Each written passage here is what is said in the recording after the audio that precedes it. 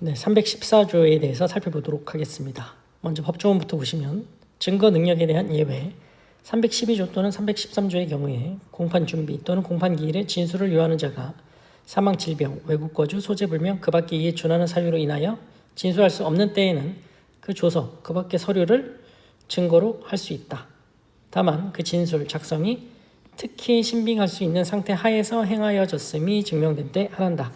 그러니까 314조는 예외의 예외인 거죠. 그러니까 전문 증거는 원칙적으로 310조의 이에 의해서 증거 능력이 없는데 예외적으로 312조,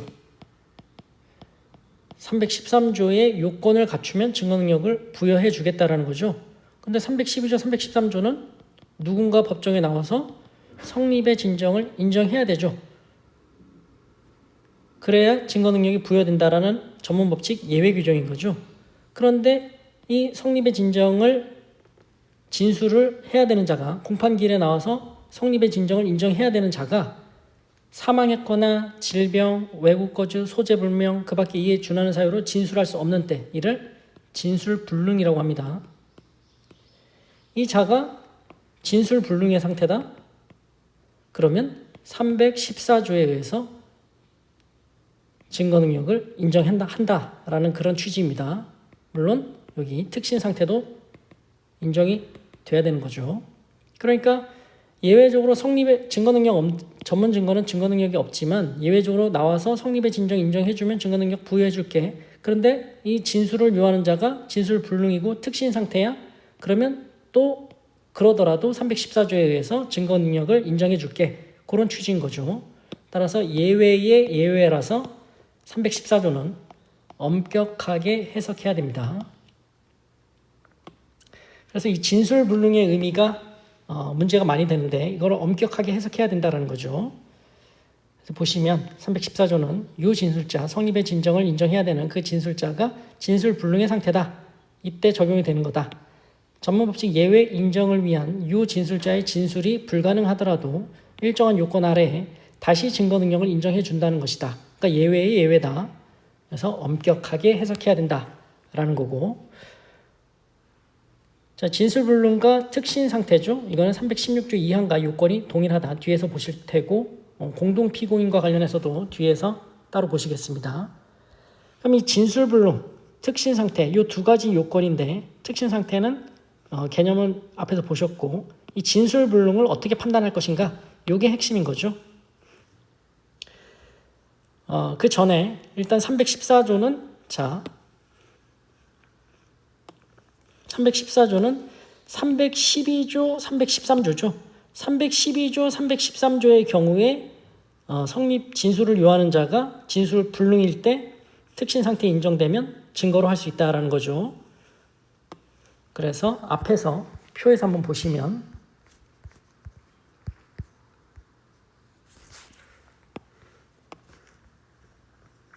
여기 314조가 써 있죠. 그러니까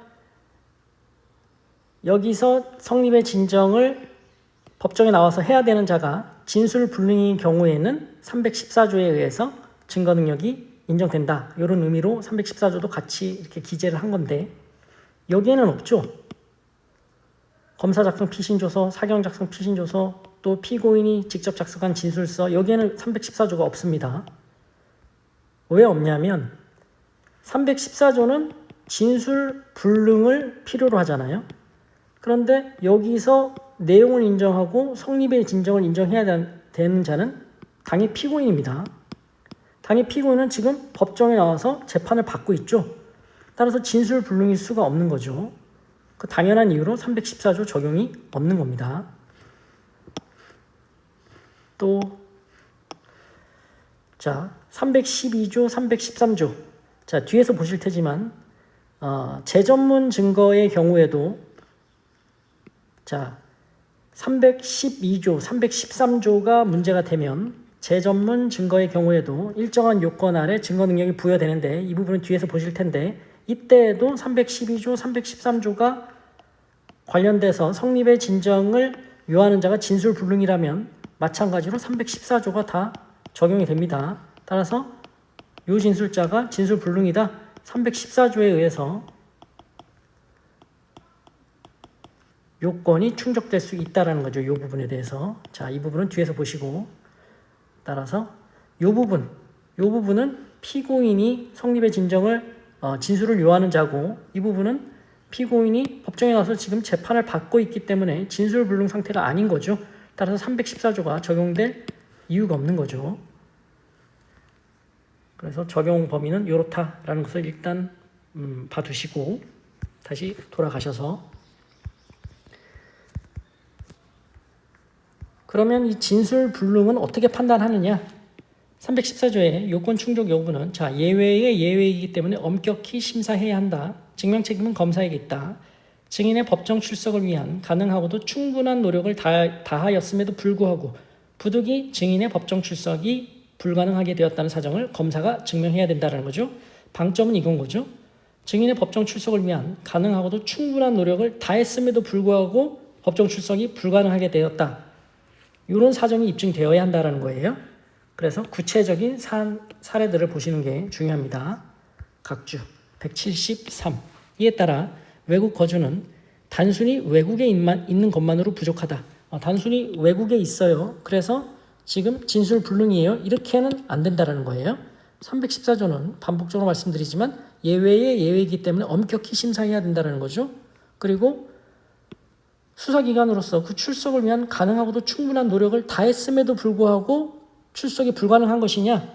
라는 것을 봐야 되는데, 가능하고 상당한 수단을 다하더라도 그 사람을 법정에 출석해 할 수 없는 사정이 있어야 예외적으로 그 요건이 충족되는데, 해당 국가와 대한민국 간 국제형사사법공조조약이 체결되었다면 우선 사법공조 절차에 따라 소환 가능한지 검토해보고, 소환 불가하더라도 외국 법원에 사법공조로 증인신문을 실시하도록 요청하는 등의 절차를 거쳐야 된다. 가능하고 상당한 수단을 다해보라는 거죠. 그럼에도 불구하고 안 된다? 그러면 진술불능이 인정될 수 있다는 거죠.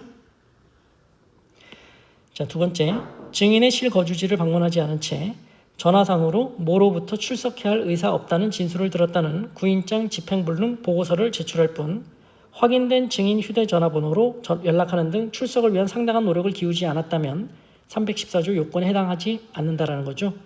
자, 전화상으로만 그 뭐로부터 출석 의사 없다 진술을 들었다라는 거예요. 요 구인장 집행불능 보고서로 진술불능이 증명될 수 있느냐? 자, 확인된 증인 휴대전화로 전화조차 하지 않고 또 실거주지도 방문하지 않은 거예요. 출석을 위한 가능하고도 상당한 노력을 기울이지 않은 거죠. 따라서 314조의 진술불능에 해당하지 않는다라고 본 거고, 또 중요한 건 이제 소재불명 부분이죠. 소재불명은 소환장이 송달불능되고 소재 탐지 촉탁을 하여도 소재를 확인할 수 없어야 됩니다. 그러니까 이 소재불명이라는 것은 이 소재불명이라는 것은 소환장이 송달불능됐다. 이것만으로 되는 것도 아니고 송달불능돼서 소재 탐지 촉탁을 해놨다. 이것만으로도 소재불명이 인정되지 않습니다. 소재 탐지 촉탁을 했는데 이제 회신이 오겠죠. 결과가 소재 탐지 불능 회복까지 와야 소재불명이 인정되는 거고 진술불능에 해당한다라는 거죠. 그래서 소재 탐지 촉탁서만 있다. 그럼 소재불명이 아닙니다. 소재 탐지 불능 회복서 요 세트가 다 있어야 소재불명이 되는 거죠. 요게 와야 되는 거죠. 요게 핵심인 거죠. 요게 와야 불능 회보가 와야 소재불명으로 인정될 수 있다는 거죠. 또 증언 거부권을 행사하거나 진술 거부권을 행사했다. 이것 역시 진술불능 314조 요건에 해당되지 않는다라고 봅니다. 자, 피해자인 유아가 기억이 나지 않는다라는 취지로 진술할 경우 진술불능 요건을 충족한다라고 본 판례도 있고요. 그러나 5세 무렵에 당한 성추행으로 외상 후 스트레스 증후군을 앓고 있다면 출석하지 않은 10살, 5년이 지났어요. 성추행 피해자에 대한 진술 조서는 314조 요건을 충족하지 못했다라고 봅니다. 자, 이런 판례들이 있다라고 보시면 되고, 그래서 사망진단서, 외국 거주 확인 보고서, 소재 탐지 이런 얘기가 나오면 이거는 314조의 문제구나 라는 것을 포착하실 수 있어야 됩니다. 그래서 중요한 건 법정 출석을 위한 가능하고도 충분한 노력을 다했느냐, 다했음에도 불구하고 출석이 불가능하다. 이걸 검사가 증명해야 진술불능이 된다는 거죠.